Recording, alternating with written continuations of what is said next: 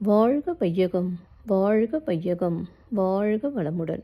குரு வாழ்க, குருவே துணை. அருட்பெரும் ஜோதி, அருட்பெரும் ஜோதி, தனிப்பெருங்கருணை, அருட்பெரும் ஜோதி. எல்லா உயிர்களும் இன்புற்று வாழ்க, வள்ளல் மலரடி வாழ்க வாழ்க. வாழ்க வளமுடன்.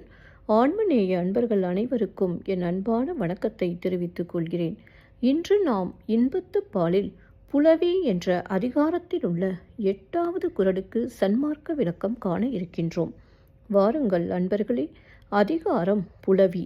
குறள் 1308. நோதல் எவன்மற்று நொந்தாரென்று அஃதறியும் காதலர் இல்லா வழி. நோதல் எவன்மற்று நொந்தாரென்று அஃதறியும் காதலர் இல்லா வழி. முதலில் உலகியல் விளக்கம் காண்போம். நம்மால் இவர் வருந்தினார் என்று அந்த வருத்தத்தை அறிகின்ற காதலர் இல்லாதபோது வருந்துவதால் பயன் என்ன? இப்பொழுது சன்மார்க்க விளக்கத்தை காண்போம். துன்பம் யாரால் உண்டானது என்றும் எதனால் வருத்தமடைந்தார் என்றும் அறிய முடியாத மனிதர்களுக்கு இறைவனின் வாசலில் வழி இல்லை. மீண்டும் ஒரு முறை கூறுகிறேன்.